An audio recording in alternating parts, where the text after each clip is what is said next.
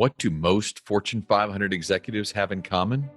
They learned important lessons on the fields and courts of their high school and collegiate sports teams. This is true for both men and women. Ernst & Young found that a whopping 94% of women holding a C-suite position played sports. Their wins and losses shaped their habits and who they would become. Join me on my journey to sit with some of the brightest executives in the world as we discuss how sports shape their professional trajectory. In partnership with Chief Executive Magazine, the voice of America's CEO community, I'm your host, Don Yaeger, and this is Corporate Competitor Podcast. With me for today's episode is one of my absolute favorite leaders in the television industry, Steve Mosko. During his 24 years at Sony, he oversaw some of the best TV shows in history, including Wheel of Fortune, Jeopardy, Shark Tank, Better Call Saul, and 16-time Emmy Award winner Breaking Bad. Today, he is the CEO of Village Roadshow Entertainment and produces a number of programs, including NBC's College Bowl, hosted by Peyton Manning, that premieres June 22nd. Every single thing you would expect Peyton Manning to do as a quarterback of a Super Bowl winning football team, he's doing it in the studio. He wanted to be not just good, but great. He prepped as though he was playing in the Super Bowl. And I have to tell you, when you have someone like that as your host, it raises the bar for everybody. And one thing holds true, when you work with people, I don't care what field they're in, where they expect excellence at every level, you better get on board that train or you're going to fall off pretty quickly or you'll be kicked off. Steve, thanks for joining us. Thank you. And thank you for waking me up early on a Monday morning. I love it. Oh, man, it is. It's a beautiful sunrise behind you there. You know, you grew up on the opposite coast, Bel Air, Maryland, near Baltimore.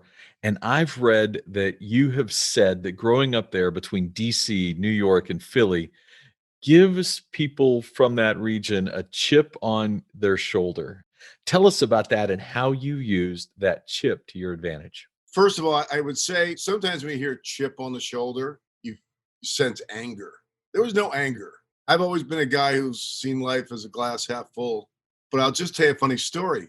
I grew up in a great small town in East Baltimore, which is more of a blue collar place. We didn't have a lot of money.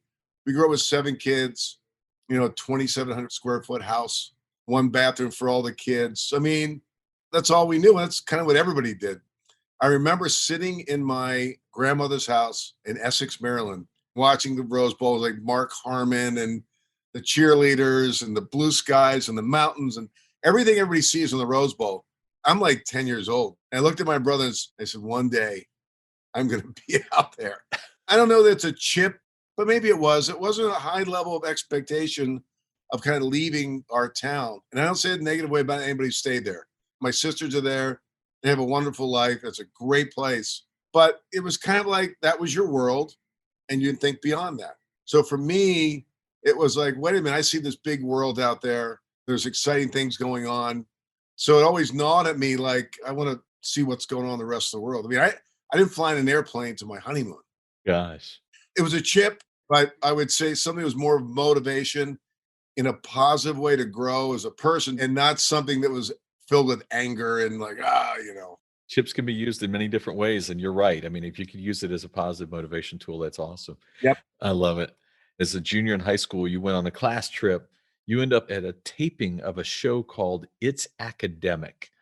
And you described that you walked in the front door and you're overwhelmed by the smell Yep. and the energy. Yep. I can smell it now. Tell me about that. It was WBAL TV. We went to an outing to see a taping. It was a competitive quiz show amongst high schools, sponsored by Giant Foods. I remember that. And I drive down with my friend Carl Greninger to Baltimore, Television Hill. I'm like, holy cow, like this is great. The towers were right there. And we walked in the front door of WBAL TV. And I'll never forget the smell and the energy and just everything about it I just remember like it was yesterday. And they used to have the newsroom like downstairs and it was like glass walls and I met my wife on Valentine's Day, 1977. I kind of knew then she probably felt the same way, hopefully. But certain things happen in your life where it just boom hits you in the face. And it did. And literally from that point forward, I knew exactly what I wanted to do with the rest of my life. It was certainly my passion, my love, and it all started then.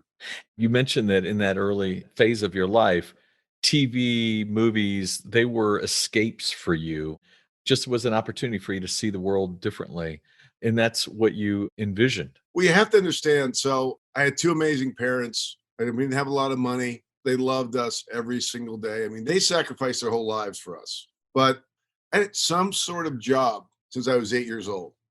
I turned 65 this week. So for all those years, I've done something to earn money. Like I used to cut lawns a lot. And Saturday and Sunday mornings, when I was in high school, I'd get up early and be a janitor at the Methodist Church in Bel Air. I'd work construction, like every job you could name.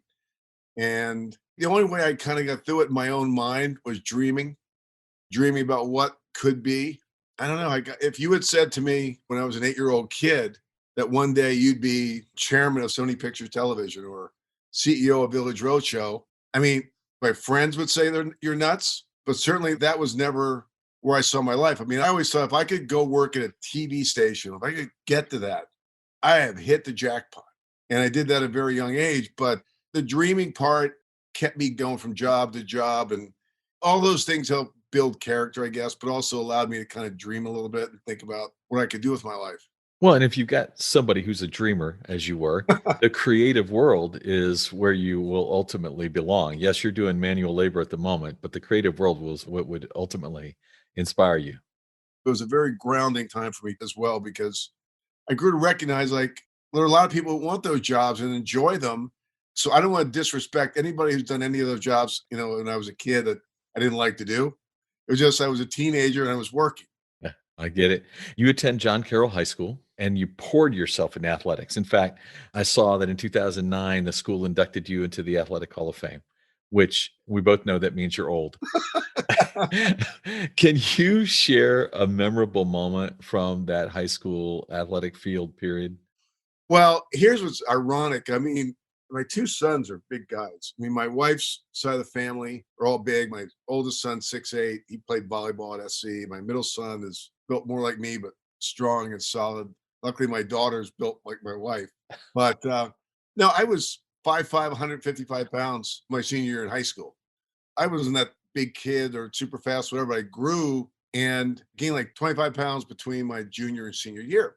And I was a good athlete, not great up until that point. But my senior year in high school really took off. And one of the great coaches, maybe the best coach I've ever had, Gary Gray, Yeah. an old Notre Damer. He always had like white in the corner of his mouth because he was always yelling, but didn't say a lot. But man, oh man, did you listen? And it was really like all about doing the basics well and just constantly hitting it, drilling that in, right? So first or second game of the season, I scored my first touchdown and did something stupid, spiked the ball, got a penalty. And I ran to the sidelines and I had to kick the extra point too. So I had to put my kicking shoe on, kick the extra point. I go back to the sidelines. Coach grabs me by the shirt and looks at me and goes, "You moron." Well, he didn't use the word moron. Act like you've been there before. It wasn't a lot, but I'm telling you, that phrase just meant so much to me because as I started going through my life, that phrase, act like you've been there before, kind of carried over. I'll give you a quick example. So when I came from Philadelphia working at a TV station, came to Los Angeles, one of my first meetings was at Castle Rock, which were the producers of Seinfeld. We were distributing the show and getting ready to take it in the syndication. And I looked around the room and said, like, what the am I doing here? A couple weeks ago, I was in Philadelphia running an independent TV station. Now I'm in Los Angeles in a big time meeting with Jerry Seinfeld's people. And I remembered what my high school coach told me, act like you've been there before. The moment wasn't too big, but in this particular case, it really meant a lot where, it was one of my first meetings and it was just important because they're looking you for advice. Mhm. And not only did it get me through it, it helped me realize that I did belong in that room. That was part of the act like you've been there before. By the way, a friend of mine told me once it's hard to take back stupid, so I didn't want to act stupid in that room. So he was great. He was a fantastic coach. remember when he passed away, it's one of the few times I've ever written like a heartfelt letter to somebody outside my family. And You wrote that letter to his family? yeah, to his family. Yeah. Because a lot of things he did just drilled home the basics, and things I do today, like have a schedule every day and be on time and all those things. Like you just follow the rules or else. And it was very matter of fact. There was no drama. There was no discussion. It's like, these are the rules, follow the rules. And if you don't, there's consequences. Yep. Everything that's made me who I am in business came from learning lessons I had in sports and continue to. So I love playing golf now. I try to add the element of strategy to it just to keep me focused, because everything about sports, no matter what it is, it involves strategy and a plan and a point where you got to suck it up during a difficult time and be successful. I mean, there are a lot of guys who have won major championships on the driving range in their own minds. They'll get on the driving range, they'll hit the ball straight, and they go, I can't believe I can't score. Guess what? When you're on the driving range, you don't get a side hill lie. Have all the practice you want hitting off a perfect lie on the driving range. How are you going to do when it comes time to compete or play against the hand you're dealt when you play golf? And that's like business. Like, you need to prepare yourself completely for like all these other elements that come into play that could affect how we're going to deal with it. That's powerful. We've all been around coaches and others who have had great impact on our lives. Every one of them will tell you that those are the things they cherish. When you get that letter 20, 30 years later from somebody who said, here's how you impacted me. And you didn't get to write the letter to Coach Gray, but you got a chance to write it to his family, and that's pretty powerful. He knew, but he was a didn't realize it till later, but he was a powerful influence in my life. Yeah. And high school was so weird because as meaningful as Coach Gray was, there was another situation where I wasn't the greatest student. I had two older sisters who were very smart and they did their thing. But you mentioned I poured myself into sports more so than I probably poured myself into the books. My grades weren't great. And when I was thinking about college, my guidance counselor in high school told me I should probably consider trade school. Wow. And at the time, I was bitter.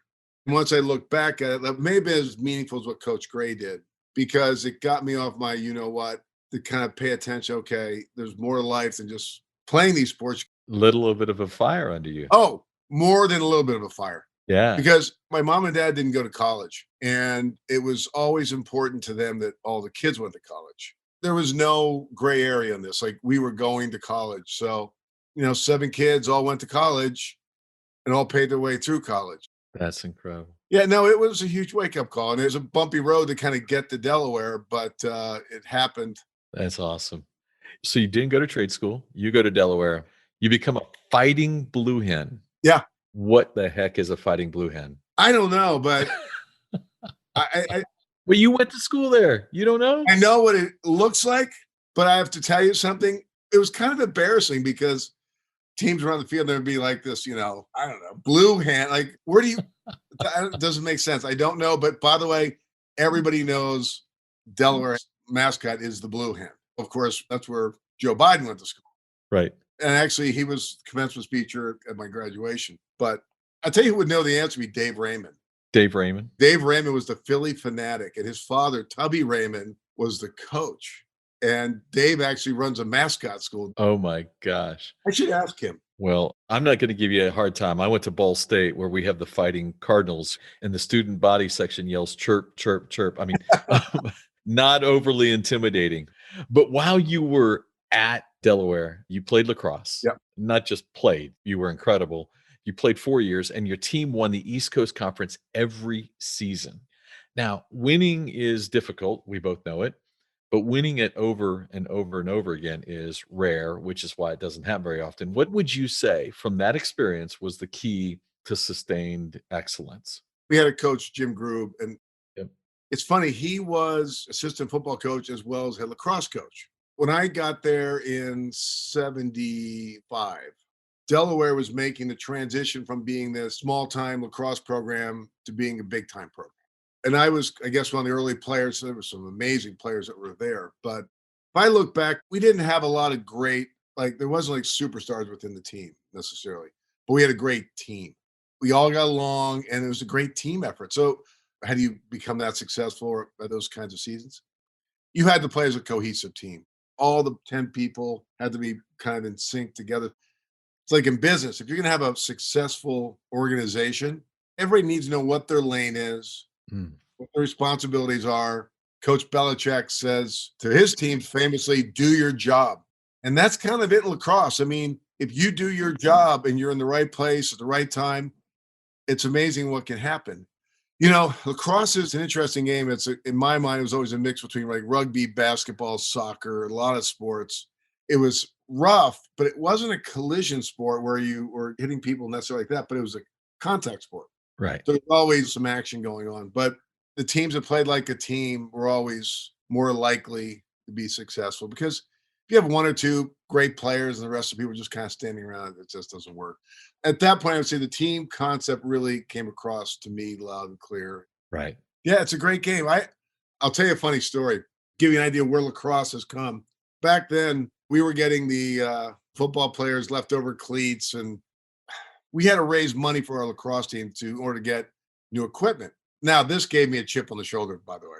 We had to cook hot dogs at the stadium to earn money for the lacrosse team before football games. Oh my gosh. The athletes on the lacrosse team were probably as good, if not better, athletes than the football players. But the way the program's set up, football made the money, so they got the benefits of that, and we had to scrape for our stuff. You can imagine what it's like on Saturday mornings of the fall. We're cooking hot dogs under the bleachers for the football games. We had one of the funniest guys in college. This guy's name is Brian Homerson. You know the little piece of paper show up in fortune cookies? Yeah. Well, it's something like that. Anyway, we put a bunch of them in the hot dogs. We said, congratulations, you have won a toaster oven. Please come on Monday to collect your toaster. So they put these in a bunch of hot dogs. So got in a little bit of trouble for that. Something tells me that's the last time they let you sell hot dogs. Yeah, we didn't cook hot dogs long after that. It was funny. It was a different time back then. Yeah. So your team's pretty good. You're starting to gel, and you all open the season with an internal commitment to each other. You said, we are going to go Undefeated. undefeated. I look back at that and go like, what were you thinking? Because my first couple of years at Delaware, we played a lot of Pennsylvania schools like Lafayette, Swarthmore, not big athletic schools, but they were good guys and tough. Then we played Franklin and Marshall and Salisbury State in Maryland. It was a good schedule, but it was a difficult schedule. And my senior year, we played the toughest schedule in the country. Opened up with University of Maryland, Baltimore County. We went and played Duke. We played North Carolina. We came back and played Navy. We played Washington Lee, which was a ranked team at the time. We played University of Maryland. I mean, we literally had the hardest schedule. So I was captain, and I said to the team, like, we're going to go undefeated this year, thinking like we're going to set the lofty goal. And then we played UMBC and lost a squeaker, I think by 1 or 2 goals. It was close. And I thought to myself as I'm driving home on the bus, gosh, now I got to reset the goals because we said we were going to go undefeated. That didn't happen. So now what? So it made me rethink kind of when you set goals in business, be careful how you set your goals. So if I said for our company today, like our first movie is going to be number 1 at the box office. Actually, in this case, it was the Joker, but that's not bad. I had to get that in there. No, but like Jack Welch always said, celebrate the little things. We set goals for our company, and then along the way, celebrate the things we've accomplished to get to those bigger goals. Great point. So, for example, could have been something a little bit more easy, like let's win the conference championship for the 4th straight year, right? That's a little bit different than going undefeated because, you can lose a couple games on the way and still play great, but you're not blowing up all of your goals. Your aspirations right at the beginning. So now I really focus on process as much as ultimate goals because you got to hit these steps along the way to get to where you want to go. And I actually went back and thought about it, and there were so many little things I could have done that would have been really cool, interesting goals along the way, rather than saying just let's go undefeated, because it could have been like, let's get in the best shape we've ever been in. Let's work hard and practice. Let's set some markers here about showing how we've improved week to week. There could have been a whole set of like, okay, we're going to win one for the Gipper, but Yeah, none of that happened. No, It was fun, but it wasn't quite what I had hoped. but some great lessons there, as you pointed out. Let's not say our first movie is gonna be number 1 in the box office, by the way. That was a great humble brag, the Joker thing. That was awesome. You mentioned a few that you might have used athletically, but maybe some examples in business. How would you have set some middle markers for yourself as you're building goals today? I would say from day one, the most important thing, the first thing, build a culture. Mhm. That was my biggest goal because, again, going back to sports, why did the New England Patriots win that many Super Bowls? Why did great athletes bounce back from adversity? Why? Something has to happen. And part of that's to do with a culture. So build a culture where there's an expectation about how you're supposed to act, where you're expected to think. Decisions are made because of how your culture is set up. As much as it's structured, in a weird way, it's structured so you give people the autonomy to make their own decisions. When you lay out these kind of guidelines, it does give people the freedom to move within the culture, which is the beauty of it. If there's 2 minutes to go in a game, okay, we got this call. We're going to drive down the field. We're going to win. Why? Because we practiced it. This is what the expectation was. I love the game with Gonzaga and UCLA because with 5 or 6 seconds to go, the UCLA guy made the shot, and immediately the Gonzaga guy took the ball out of bounds, threw it in, and they went up the floor. No timeout. Right. And I'm not a basketball strategist, but the coaching that they did, they knew exactly what to do if UCLA made the basket. They didn't hesitate. Like the guy didn't grab the ball, like looking, what am I supposed to do? They knew exactly what to do. And UCLA knew exactly what to do as well. They got back. Right. They're expected to know what to do and handle the situation when like things are kind of thrown up in the air, but they practice that. They know what to do. Yep. And what I loved about that too, Steve, was that afterward, the coach was talking about how they practice those in-game situations every day throughout the year. Now, they had not played but one game all season long in which they won by fewer than 10 points. So they didn't really need in-game situations, but they continue to practice them, which I love. Yeah. I tell you, the other thing I've learned as a part of that is how I'm viewed in terms of being the CEO of the company. It's like if you're a coach or a captain of a sports team, I've spent my entire life watching players like Tom Brady and coaches like Bill Belichick or Bill Parcells act in crucial situations. What's their demeanor and what's their how they carry themselves, because that tends to carry over to the people that either play for them or work for them. That's an important thing for me because sometimes I see coaches lose it. The coach is undisciplined, the star player's undisciplined. Therefore, the rest of the team's undisciplined. And when you see a coach that is in the moment, is strong, is focused in those crucial situations, you tend to see the players on the team as well. Yeah. I unfortunately was part of the Sony hack in 2014. And the most important thing in my mind to do coming to work every day was to come in looking like I was in control of the day. Things were going to be all right. But a lot of people were flying off the handles because God knows our world was falling apart. But I just felt that they needed to see confidence coming from me that would ease their pressure on them or the tension they may have.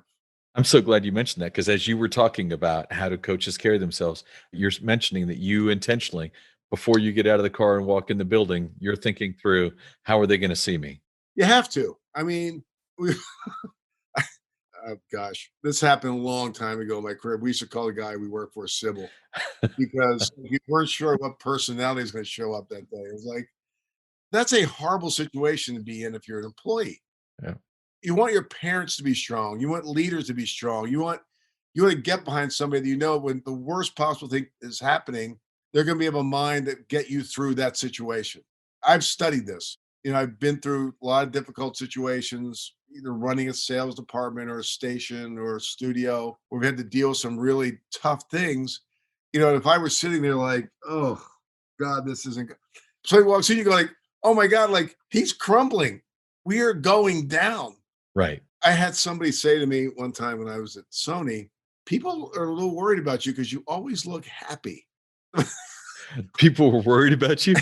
I was like, no, I recognize I need to show a calm and strength to the employees that they know no matter what comes at us, I'll be able to help the team guide us through whatever it is we're dealing with. I love it. Yeah. By the way, the smile came from being the kid from Bel Air that was able to find something he loved in his life and How can you not be happy about that? Everything else to me is like, you know. We'll be back after this. Your business phone service should not be complicated to set up, manage, and use. Nextiva connects your phone system with business apps, AI, and automation on a single platform to run your business. With their easy to use dashboard, you will be able to connect with your team and customers all in one place. Nextiva, powering communication across the Pac 12 and now the Corporate Competitor Podcast. Welcome back to Corporate Competitor Podcast. So you earn your degree in communications at UD, leave the Blue Hen mascot behind. You finish your final exam, and the next day show up at a television station in Baltimore. We already referenced it. And then from there, you go on to become vice president, station manager of that station in Philadelphia that we were talking about earlier, the Independent. Now, ironic, because while in school, you applied for an internship at that station in Philadelphia and got turned down because of your grades. Tell me about that. So I tell the story because there are a lot of kids that struggle thinking, I don't know anybody, or I don't have the right contacts, or I'm the right clothes. I had to borrow a suit. I had to borrow a car. I had to borrow shoes when I started interviewing for jobs in Baltimore.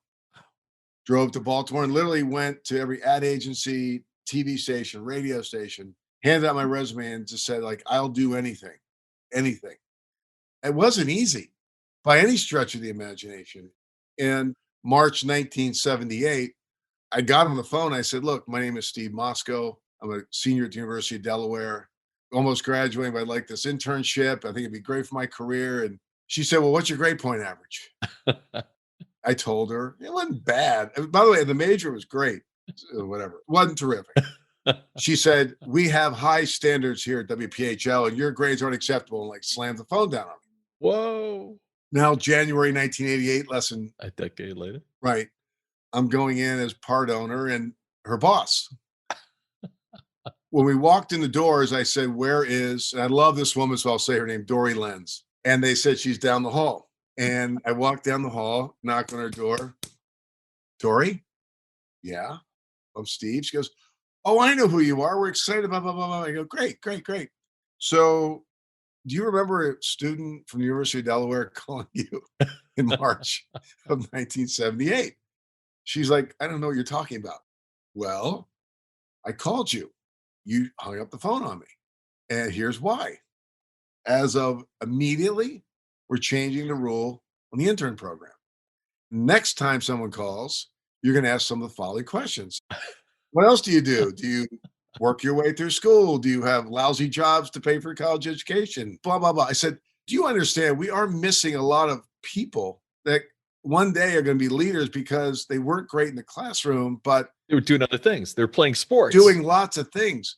We're missing them. I said, don't get me wrong. Of course, we want the great, intelligent, smart kids with great GPAs.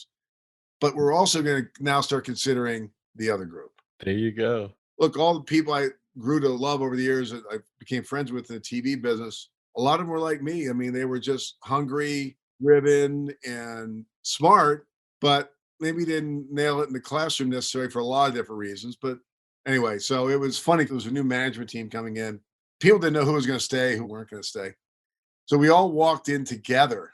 And before we spread out, it was like, I need to have one conversation with somebody. Oh, man. You talk about Chip. It was a motivator more than anything. Yeah, but it was an awesome one. And obviously Dory took it right. And the fact that you guys stayed in a relationship was great. And we became very good friends, by the way. I think she was a little misguided in terms of what she thought she shouldn't do. But yeah, it was a fun day. I love it. You know, you're out of college, you meet a mentor, Arnie Kleiner. Mm-hmm. How did you begin a mentor relationship? That's a real key for so many people. Everybody wants to find a mentor, but most people don't know. What's that opening? How do you create the opening? This is an amazing story. Imagine this. Arnie was a god. He was at WJZ TV in Baltimore. Like, he'd come into an ad agency, people would just give him money. I mean, he was the best. He goes to Philadelphia, goes to WPVI TV, and had a great job with Cap Cities. Loved him. So I'm at WMAR TV. I'm a 23-year-old local sales manager. Sales team was twice my age. I have no idea what I'm doing, but I worked hard. Like, I worked really hard. but I thought I was pretty good at what I did. Now Arnie comes in. He had moved down from Philadelphia, and he goes, "Great, I got a 23-year-old sales manager right out of college. What's this about?" So I would work really late. Like I'd get to work first thing in the morning, and I was there till 8, 9 o'clock, like every single night. And he would walk in the sales department late at night, and I'd still be there every night. Honestly, I think he was so impressed with the fact, like I was there working hard at the job and figuring it out. He'd ask me a question. I knew the answer immediately because I knew the numbers. I knew where the money was being spent and all that. And he was there by himself because his family's still in Philly. So one night I said, "Hey, you seem kind of, like maybe you want to have dinner one night?" Because sure. So we had dinner and we talked about lots of things. And he kind of grew up like me. And, his birthday is 2 days before mine. Wow. So I was local sales manager. The national sales manager was about my age. He got fired. They kept me. And I know a lot of it to do with the fact that Arnie just saw something in me, fortunately, that he said, like, "I'm going to ride this horse." Wow. Aside from my abilities, hopefully, because we did very well, I think he enjoyed being with me because, he just started, right? He needed a car. He said, "Who's the number one car dealer in town?" I said, "Sure, that would be Bill Schaefer. He's Nationwide Datsun, the biggest car dealer in town." And this is a guy that would wear like the unbuttoned shirt with like the Chains. diamond studded, the dollar bill, Oh my gosh. but an amazing business guy, right? So we go to Little Italy in Baltimore, go to Chipperelli's, place is packed. And it's like a who's who of Baltimore politicians and people. It was like one of those places. So we had a couple drinks. So everybody was in a good mood. And finally, we get to the end of the dinner, and Arnie goes, "Look, Bill, I need you to give me this car. And in exchange for the price of the car, we'll give you ad time," which was a typical thing that was done with TV saves, barter deals. Right. He goes, "I want 3 times the value. So if the car costs 40,000, you give me 120,000 in ad time." Arnie goes, "That's not happening. I tell you what, Steve will arm wrestle you right now. And if he wins, you give me the car for 40. And if you win, the 120. So we literally cleared the table in the restaurant. I'm arm wrestling with a 50-year-old guy at the time. And I'm like, "Do we have to do this?" Clear the table. Of course, I beat him. And the deal was made for $40,000 or something in that range. But I thought to myself, like, that was an $80,000 arm wrestling match. But I love Arnie because he was smart enough to have the patience and the vision to see me and say, "I think he can be my guy." Because I wasn't there yet. Right. And we became very, very good friends, lifelong 40 plus year friends. That's awesome. And it could have ended disastrously year one, but I outworked everybody. Like if I was the rookie quarterback watching game films till 11 o'clock at night. You'd have been Peyton Manning in Right. your first year. And by the way, here was the job back then: come to work early, do your job, and then we carried the Orioles. So every night they were in town, we had a box of clients, and I was there till 11 o'clock at night. On top of that, I got married, we just bought a house, but I look back at those days, though, they were so amazing. Well, that's where foundations are created. Yeah. You always wish you can go back and tell yourself it's going to turn out okay. Yeah. So you could have enjoyed it more, but I loved it because I realized at that point this was something I could do. And I loved the team aspect of bringing a sales team together. And Yep. it was a blast. And I also realized it's like baseball. You don't have to have a lineup of home run hitters 1 through 9. Leadoff guy, person needs to get on base. Right. Every slot has a role. And that's kind of when you build a sales team, every single person can fill a role that is necessary within the team. Right. Arnie, God bless him, man. He had lunch with him last Friday. I love him to death. That's awesome. He could have, I always say to him, I was 5 minutes away from being back in my hometown pumping gas. It's like, who knew? Yeah. In all of our Steve Mosko research, one of the things that I read that really stood out to me was you had this line: "I love to compete. I love to win. At the same time, I like to have fun. All of my favorite relationships over the years, Adam Sandler, David Spade, Kevin James, Jerry Seinfeld, these people enjoy their work. I gravitate toward people that take their work seriously, but not themselves seriously." Yeah. What a great line. So how do you take your work seriously, but not yourself seriously, especially having achieved all that you have? I think you have to realize it's not about you. You know what I mean? Yeah. All those people you mentioned grew up normal middle class upbringing and dreamed of being comics, for example. And yet, all of them to a person have maintained a level of humility because they know they still work as though like they got to go out every day and prove how great they are. They don't rest on their laurels. I don't know. I mean, I have very little patience for entitlement. And there's a lot of that in the world these days. I love people who are empathetic, humble, take what they do really, really seriously, but then don't take themselves too seriously. I mean, I got a kick out of this year. I know you either love him or hate him, but Tom Brady, Love him.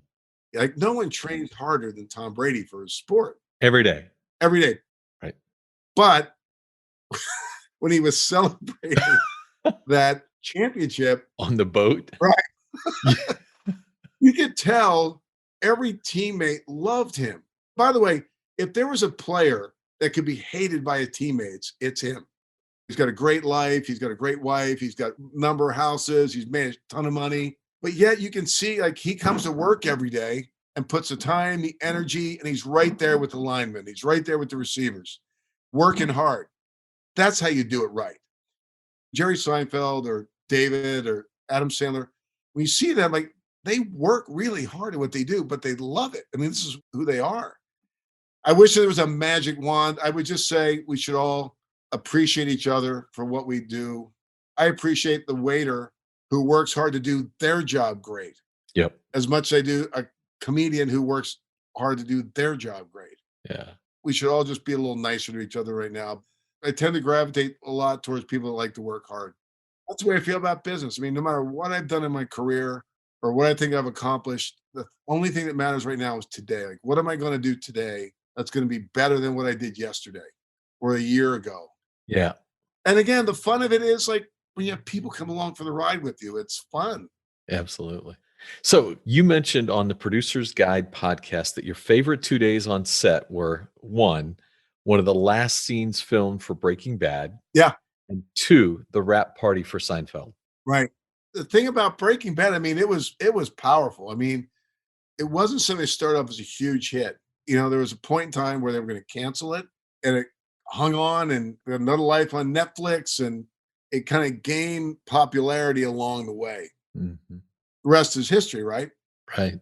And the entire group, I mean, Vince Gilligan and Bryan Cranston, it just the whole team, amazing group of people. And I felt the same thing with Seinfeld. It was surreal to me being at that wrap party. It was on the set. It was a lot of tears. And that was another show. I mean, first couple years, it struggled. Which most people don't remember. Yes. So the thing that was amazing to me about Breaking Bad and the wrap party afterwards, the finale of that, you knew you were watching a little bit of history play out.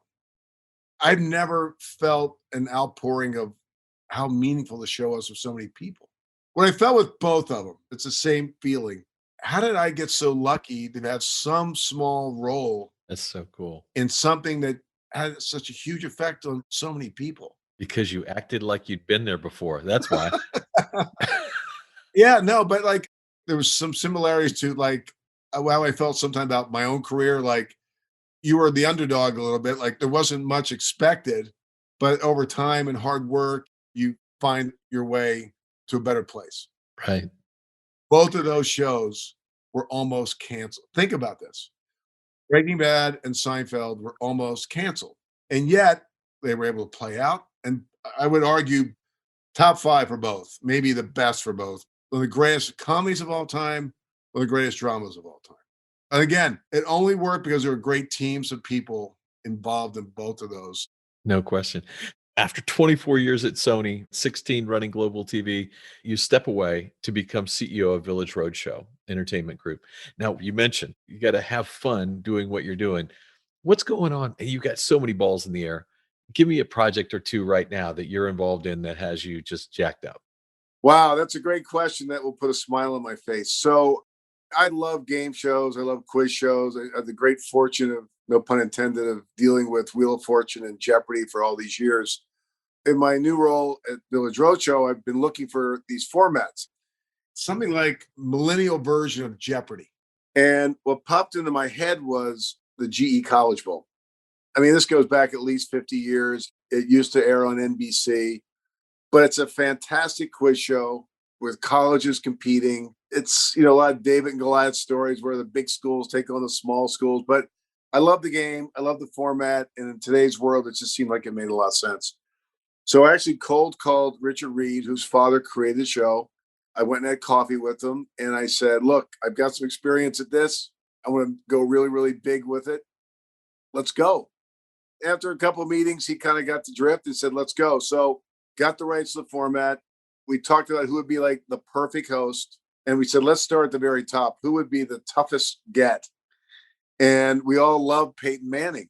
We also knew Peyton is so generous and such a wonderful human being that along with being a great personality and other things he's done, he's very big into giving scholarships to kids. We knew he was doing that at the University of Tennessee. So we approached him, we laid out the deal and told him that we were at this show. And while entertaining, we wanted to change kids' lives. After going back and forth, he agreed. His brother Cooper is part of the show. And after there was a bidding war amongst a bunch of different networks, we landed at NBC. We started shooting all 10 episodes January, towards the end of the pandemic. But nonetheless, we had to bring 72 kids into LA, quarantine them for a while. It's amazing. Shannon Perry, who oversees Unscripted for us, did an amazing job making it all come together, and we did it. I love it. And, I've had the great fortune in my life to know some of the greatest athletes ever. Played golf with Wayne Gretzky, good friends with Charles Barkley. Now I'm becoming friends with Peyton, work with him. And one thing holds true: when you work with people, I don't care what field they're in, where they expect excellence at every level, you better get on board that train or you're going to fall off pretty quickly or you'll be kicked off. Every single thing you would expect Peyton Manning to do as a quarterback of a Super Bowl winning football team, he's doing it in the studio, does his homework, he preps. Where's the podium? How high is it? Where's the everything you can imagine. He wanted to be not just good, but great. And like I said, he prepped as though he was playing in the Super Bowl. And I have to tell you, when you have someone like that as your host, it raises the bar for everybody. Without going into details, just trust me, everybody was on their game. Everybody performed, and they knew they had to keep up with his expectations. So that was terrific. Separately, I will tell you that he made it a point to take a picture with all the teams and personally sign every picture for those kids. Wow. This is not somebody that just does the work, and every element of the process which you would hope for, look for someone to act a certain way. He checked every single box and then some. And in the show, you'll realize it was worth every part of his preparation. And we're very proud of this show on so many levels, but Peyton was phenomenal. The shows look terrific. I won't say anything beyond that other than to say it airs on NBC June 22nd, right after America's Got Talent. And there's billboards all over the place. We heard the marketing plan from NBC. It's super exciting. And true to Peyton's wishes, Capital One came in and is giving away $1 million worth of scholarships. That's incredible. I'm getting chills just telling you this. We did change kids' lives. It's great when you can entertain and do something good. It was a blast. And when you work with top-notch athletes, the great ones, it carries over into everything else they do. I love it. Except maybe for golf. But Steve, you've been a gracious guest. There's just so much excitement in what you do and how sports created that foundation for you. Most importantly, it has been an honor. I love your stories. The title of your book, I wrote it down right here. I'll tell you a funny story. Oh, yeah. What an incredible gift. Thank you. Thank you. Thank you for being a corporate competitor with us today. Thank you. I enjoyed it. And take care. I love Steve's lessons about company culture. You can build a great team without superstars if everyone knows their role and gets in sync. I challenge you to implement Steve's advice and create a culture with strong expectations about how each team member is supposed to act, and then give people the ability to make their own decisions within that framework. If you could share one habit, one thing you've done consistently that allowed you to separate yourself from your competitors, what would it be? In my 30-year career, 2,500 of the greatest athletes, coaches, and leaders answered that question for me. This is Don Yaeger, who did that article I was telling you about. Don, Dave Sims with Coach K. How you doing? Hey, Don. How you doing, my man? Great, sir. How What they gave to me is what I'm giving to you in my online course, Journey to Greatness. Through engaging storytelling and on-demand videos, you will learn the 16 habits that will jumpstart your personal growth. I will instruct you on how to apply these winning characteristics to your life through custom workbook exercises. We are slashing the price for our podcast listeners. Lifetime access to Journey to Greatness is normally $399, but for our podcast listeners, it will be $49 with the code podcast at checkout. Click the banner on corporatecompetitorpodcast.com to enroll. Thanks for listening to the show. I would be so grateful if you left us a rating and a review. We will be rolling out a new episode every Wednesday. To be the first to listen, subscribe to the podcast on our website, corporatecompetitorpodcast.com. Plus, as a thank you gift, you will receive a free chapter from one of my best-selling books on the habits of high-performing teams. Stay in touch by connecting with me on social media at Don Yaeger, Yaeger, on Twitter, Facebook, Instagram, and LinkedIn. Until next week, I appreciate you.